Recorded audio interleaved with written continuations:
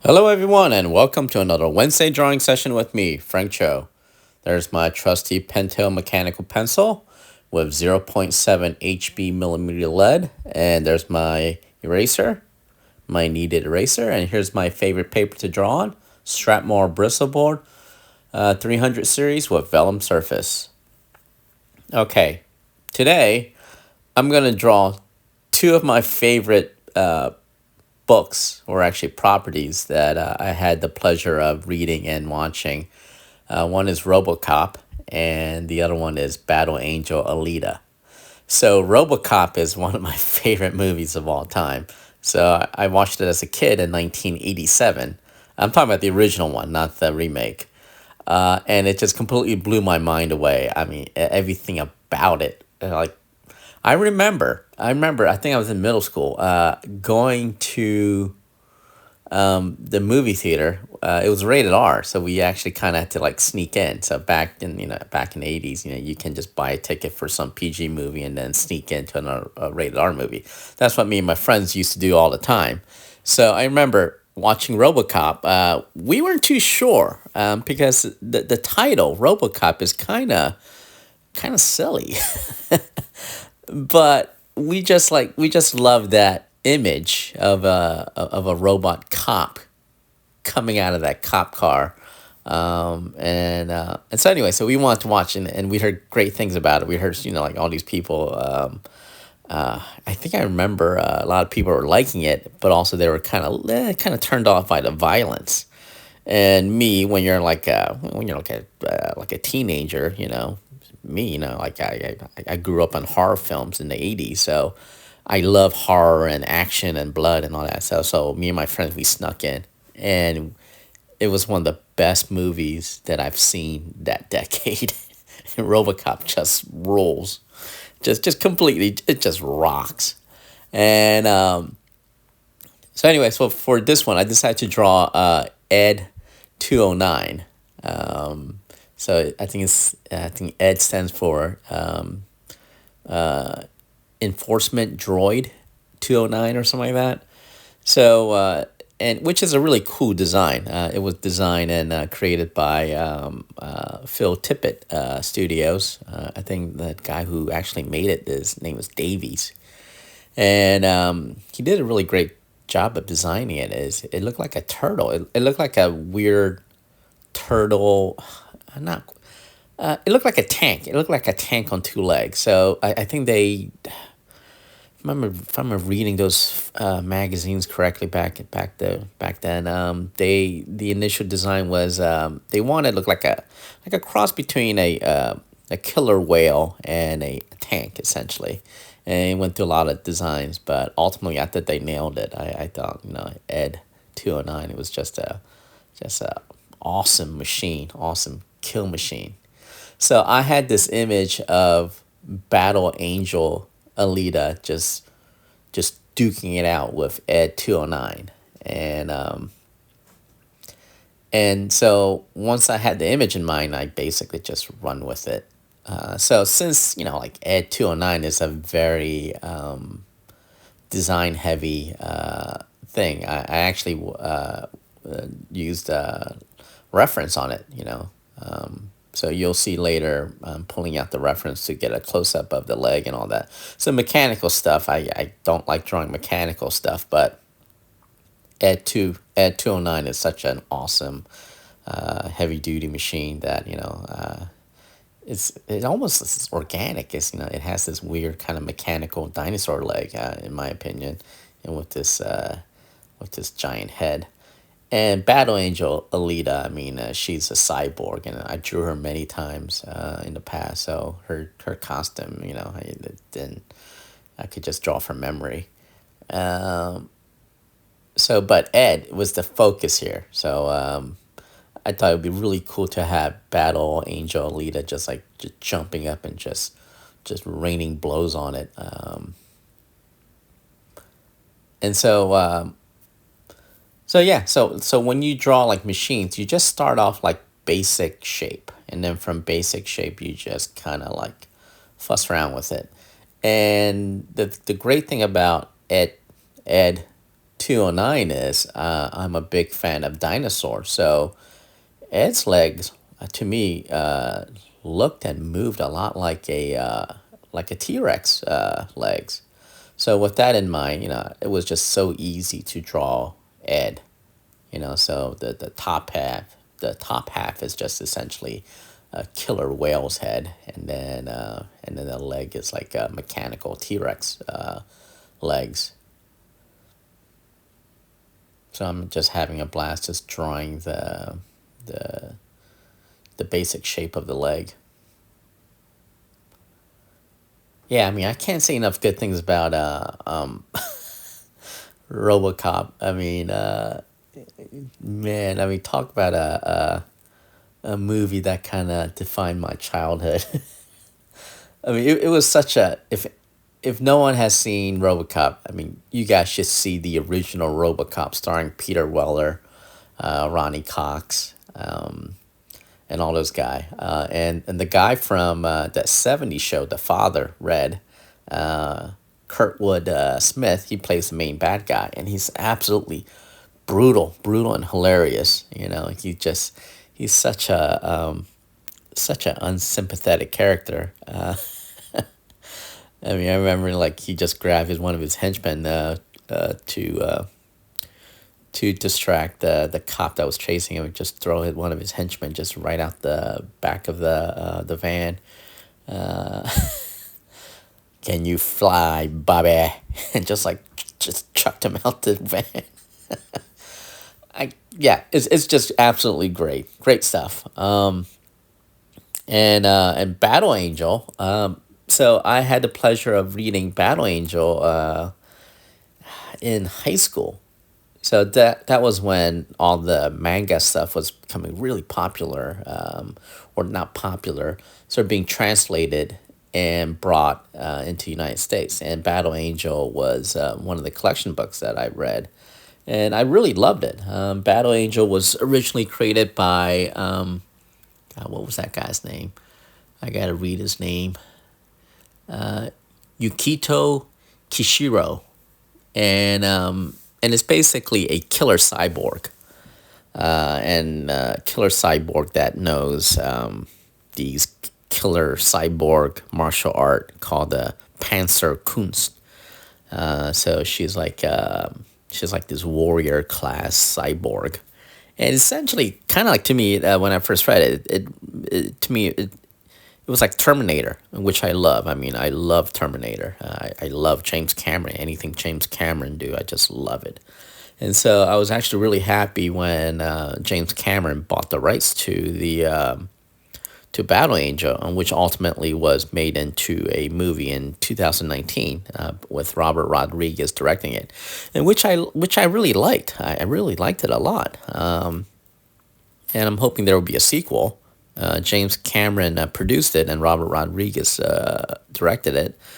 And I thought it should have a sequel. I mean, they kind of ended at a cliffhanger, and so I'm hoping that James Cameron, once he's done with Avatar, would come back and do Battle Angel #2.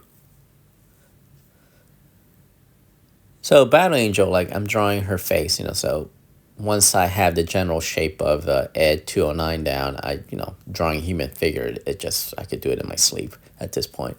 So I just wanted her just jumping and just bashing it, just raining blows on at 209, trying to crack that outer shell. And so the really cool thing so Battle Angel, she can kind of shed her cyborg body and have like different cyborg body. It's kind of like the Borg Queen in that, which I forgot which Star Trek movie was it? Was it First Contact?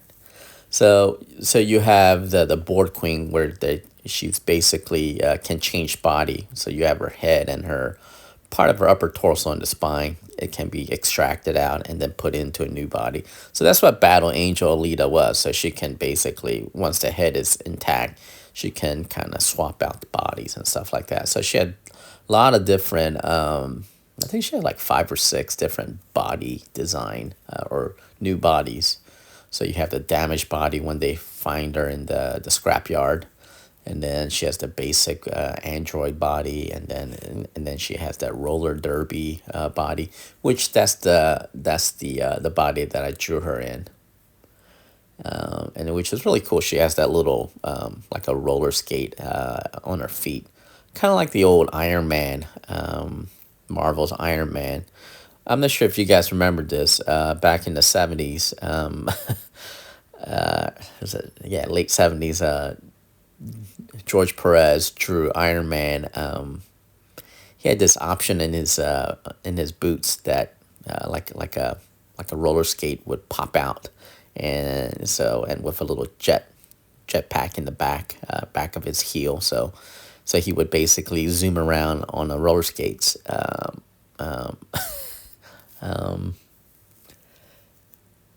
Is it, yeah. So yeah. I'm just remembering. I'm just trying to think if I'm remembering it right. Yeah, I remember. Yeah, because it was George Perez. Iron Man was dodging someone, and then so his roller derby jet ski kind of popped out, and he just kind of skated away, which I thought it was the at the time when I was a kid, I thought it was kind of cool, but thinking back as an adult is kind of it's kind of silly, but stuff like that it just it makes your childhood. And Battle Angel is Battle Angel is another thing just kind of hit me at the right time. I'll tell you, 80s and 90s, it was just a very fertile year for me. That's where I basically absorbed a lot of that, a lot of the culture, the TV shows, movie, music, and all that. So I am definitely a product of my of the 80s and 90s and 70s actually. So so the thing about drawing Battle Angel is don't try to make her look too mechanical, because even though she's in an android mechanical body, the creator designed her to be very organic.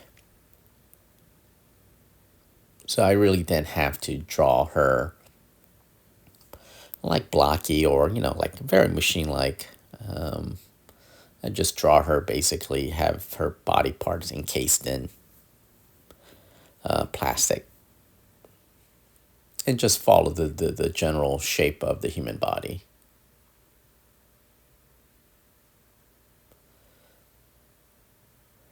So yeah, so there I am drawing the her feet and ankle where it just comes out to a point because the front part has a small wheel and the back part where the heel is has a bigger wheel, the roller skates. And then she has this really cool knee pad that has these little not spike but little steel bump what are those studs on it, and it's a little cool like air vent design on her lower leg.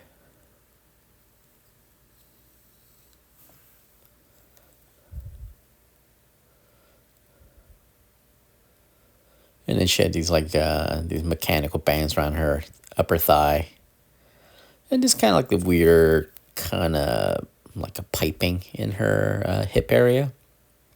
So overall, I mean, I'm pretty sure it really didn't make any sense. It's just more of a design thing than anything else, like a visual design thing. Same with her arms. When you're drawing the arms, you just make her kind of like follow the organic muscle grouping, and you're safe. And then it has that weird round circle around the bicep tricep area with her number 99 on it.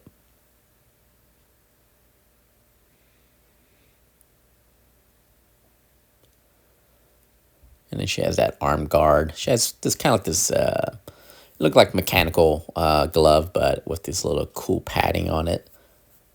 So again, a lot of the manga stuff, they tend to cheat a little bit because they tend to like, comics books in general, they tend to like move stuff around. The design element is not exactly exact. You can kind of fudge it. So I was looking at kind of refreshing my memory of looking at some of the Battle Angel costume, and no two drawings are alike. So you just have to make a best guesstimate. And on her face, she had that war paint under her eyes, and kind of this little collar that kind of protects her neck. And she has this kind of like this short, kind of bobbish hair that kind of flares out.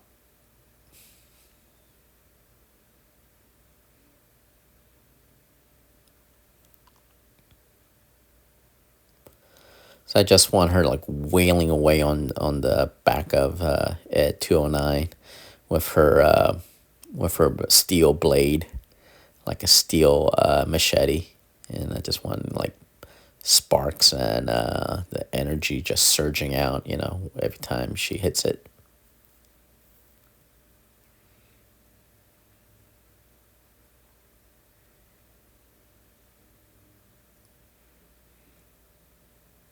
I mean, ED-209 was just such a cool little mechanical destroyer. I mean, I actually loved it. I mean, just I mean, they put so much personality into it. I mean, they did so back then in 1987, they didn't have it was right before the start of the CGI digital technology, and so everything was still done practical special effects, and also at 209 was stop motion, the old Ray Harryhausen stop action motion thing. And it was some of the shots were a little clunky. I admit, a little outdated, but it has so much charm to it. And Phil Tippett and his crew did a really beautiful job of incorporating like personality to Ed. So I remember when Ed was trying to chasing RoboCop down the stairwell, and then his feet were too big, so he couldn't maneuver down the stairs. So he basically fall down the flight of stairs and landed on his back. And then it's upside down, and so it's like kicking his leg up, throwing a temper tantrum, like a toddler, and it would start wailing. I remember watching the movie, and it was just like kicking his leg and just wailing like a little kid, and I thought that was just funny. Yeah, I mean, everyone did such a great job on that movie, and it actually did a really good job of a commentary of that time period. The whole the commercialism, crime and all that. I mean, pretty much what it is today. So I don't know, there's a saying go, history doesn't repeat itself, but it rhymes. So yeah, so that's what RoboCop was. RoboCop was a satire, kind of like showing like a editorial satire of our time in the 80s. So a little of that smoke.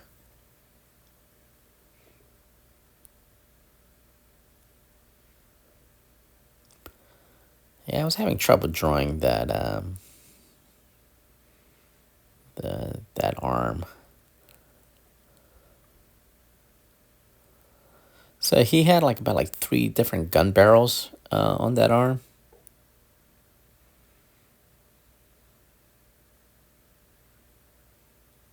And what was really cool is like when he was like shooting, it just had this really cool like these bullets everywhere, flying everywhere. I mean, it's just that little detail that just makes it. It just makes that whole the attitude and all that.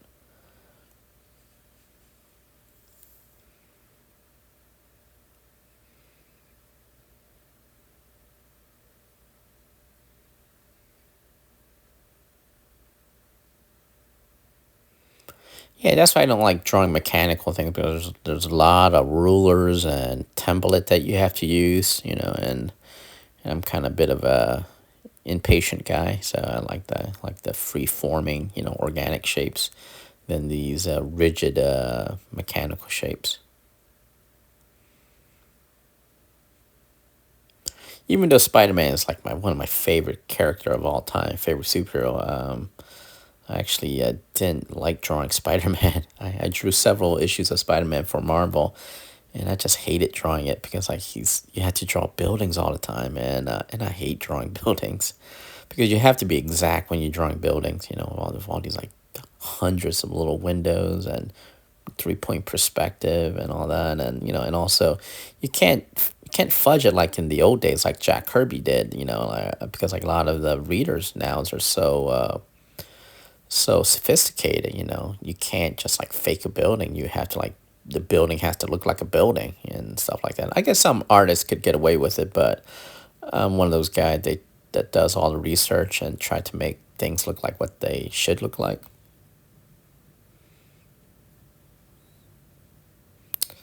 So there it is. So I just started going to details, and you don't remember all the details. So made a clean printout of the Ed 209. It's just kind of fascinating how much, just all the little detail that went into building that robot is just amazing. Just the craftsmanship.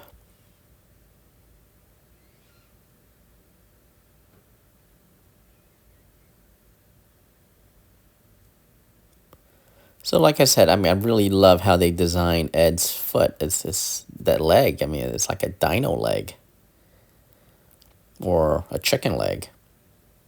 Yeah, dino leg sounds much cooler than a chicken leg.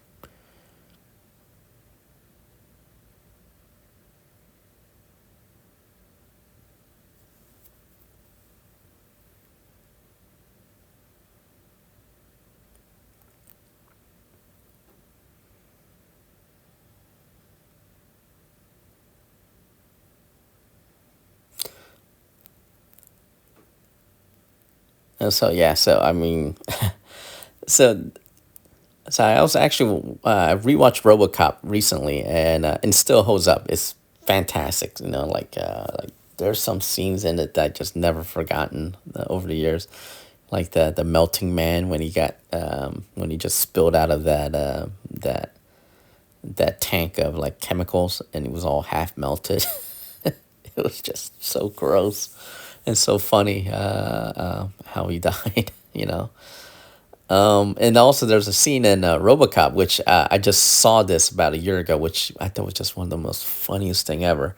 So there's this scene in RoboCop where RoboCop is introduced to Detroit, and so he's going around like protecting the citizen. So there's a scene where this criminal was basically was harassing this woman.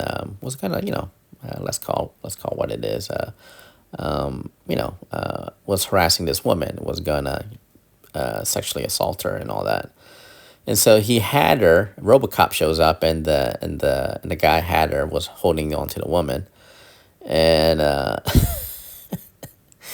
and RoboCop basically shoots the guy in the junk, and so it was a quick scene, and and my buddy showed me this on YouTube, this scene where some fan took that scene and just expanded on it, expanded the whole scene. So you have all these criminals popping out, and it was like flawless. They just like added onto the scene. So there are all these like criminals popping out of the woodworks around that parking lot, and so RoboCop is just turning around and just shooting everyone in the junk for like 10 minutes.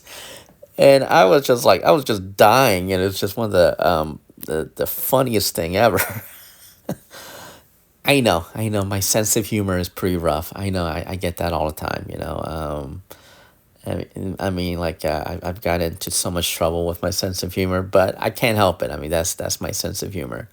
And so if you guys ever get a chance, go look at RoboCop. Go on YouTube and look up RoboCop. I'm not even sure what the scene is called, but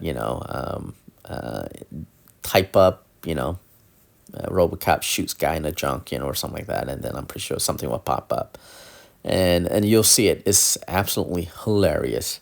You can't do that nowadays. There's so many so many censorship. But I thought it was funny. I thought it was funny, and I thought the punishment fit the crime.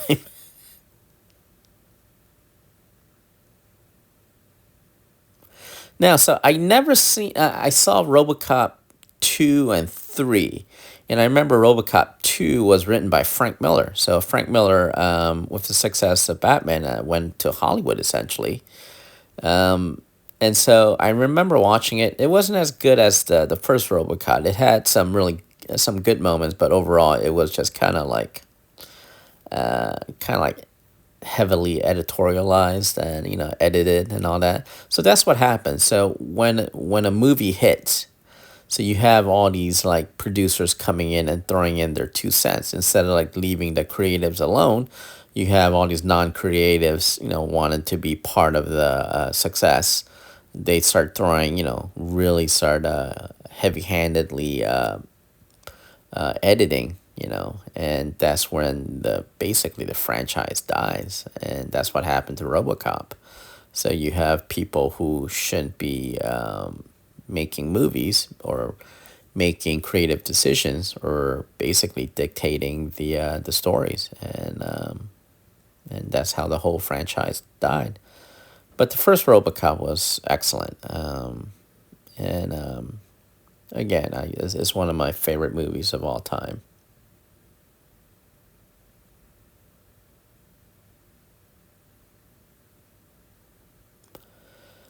Now I got a lot of design down from Ed 209. So yeah, you saw me using reference. So again, when you're drawing something, don't be afraid to use reference. If you're not unsure, go ahead and use reference. That's what everyone does. All the illustrators, all the artists, they all use reference. So if anyone tells you otherwise, then they're just lying. So don't be afraid to use reference. Now that being said, don't use reference as a crutch. I mean, like I know there are artists who basically simply traces photographs, and that is where you draw the line. It's okay to use reference to correct drawings and stuff like that, or but don't trace photos. It that is kind of like the it just makes everything look so sterile and soulless. And that's where I draw the line. Use reference, use photos for reference, but don't trace photos.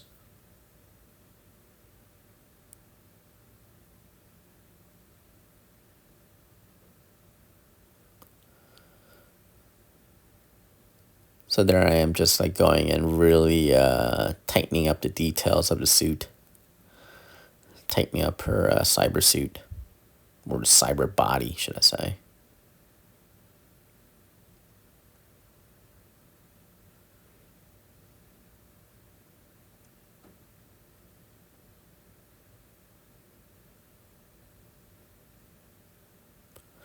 So I was reading a little bit about when I was researching. I was researching a little bit to draw Battle Angel Alita. Her originally she was supposed to be a cop, kind of like RoboCop, I guess.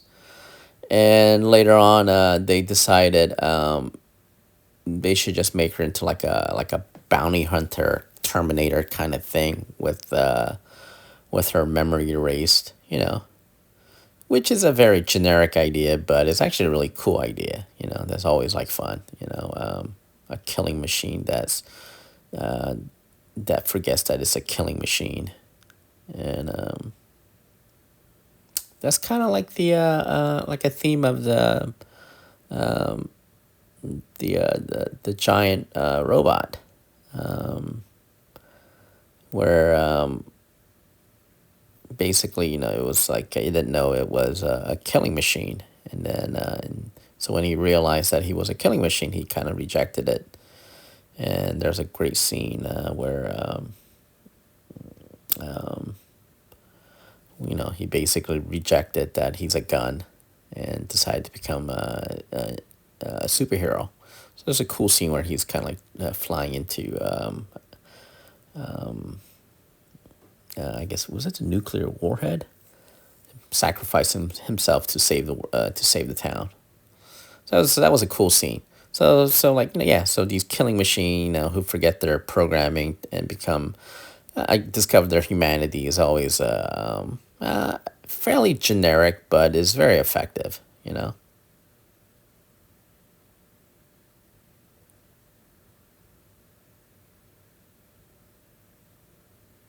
Man, this was a deep dive. When I was like researching, between researching these two characters.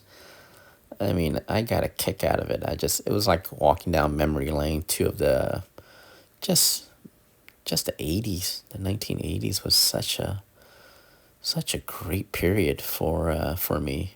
I mean, just you're a kid, you don't have a care in the world. This is before the internet, and so you weren't like bombarded by information and propaganda and all that. It was just you and your imagination, and looking at and television, and you didn't have to worry about what the influence were wearing or what people were saying about you, and I mean, no wonder a lot of these the newer generation, they're just filled with anxiety. I feel that my generation, we kind of like lucked out. I mean, we're kind of like you know we're the independent generation, that really just didn't give a crap. I mean, and so it was a fun time period, 1980s and 1990s. Also, I remember the 70s. I remember a little bit of the 70s. God, there's such a lot of great stuff in the 80s.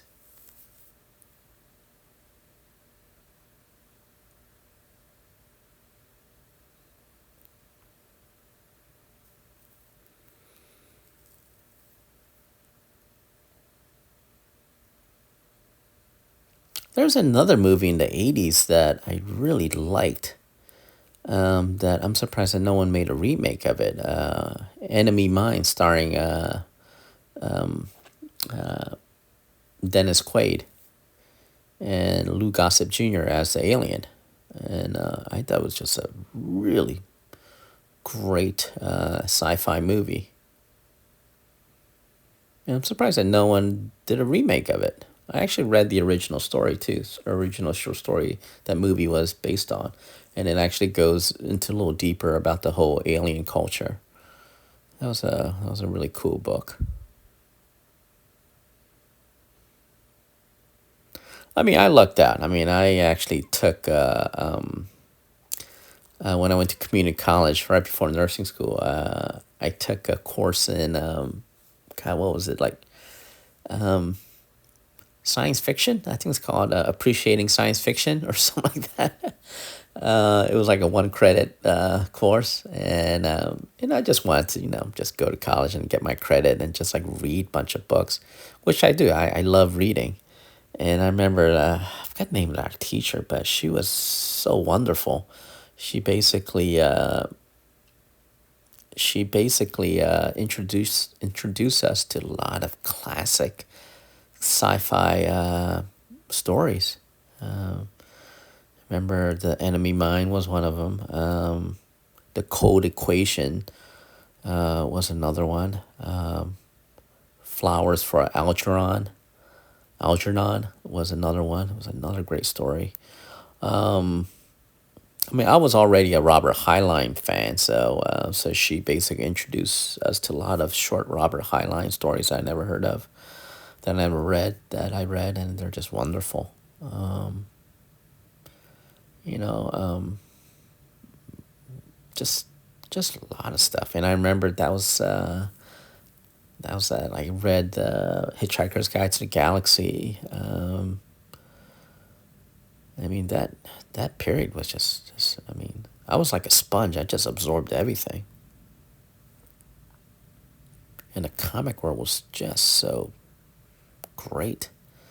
So you have The Dark Knight by Frank Miller, which was just like a talk about a master class of storytelling. Frank Miller, 1980s Frank Miller was like the best storyteller that I've ever seen.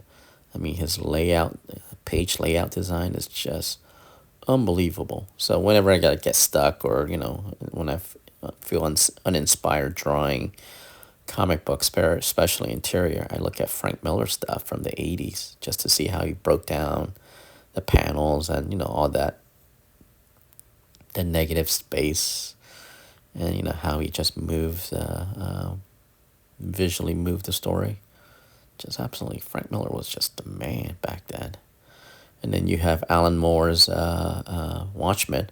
I mean, to be honest with you, I enjoy Alan Moore's Watchmen, but it didn't have the same impact like I did, like Frank Miller's Dark Knight did. Actually, I loved Alan Moore's Swamp Thing. I mean, the anatomy lesson story was just breathtakingly so beautiful. I mean, how he basically reinvented Swamp Thing. It was just so elegant. And RoboCop. RoboCop, God, such a great movie. So I'm telling you, if you guys haven't seen the original RoboCop, go and check it out. It is absolutely fantastic.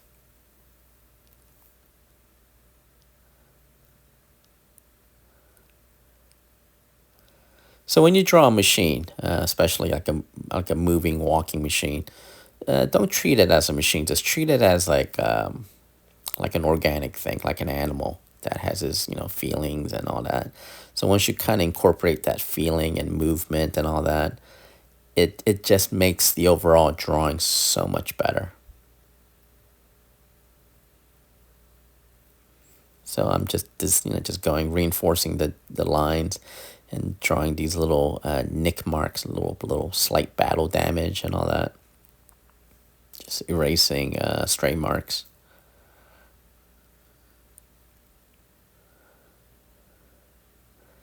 And just kind of making that giant black dome darker. So you have like shell casing.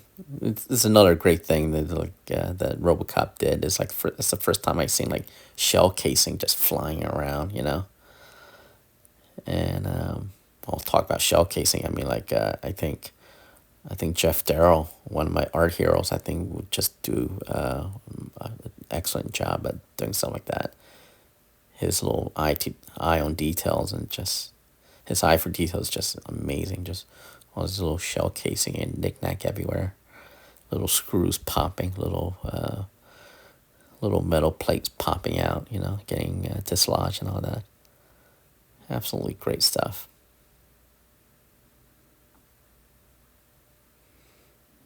So I am just reinforcing the line, reinforcing the smoke.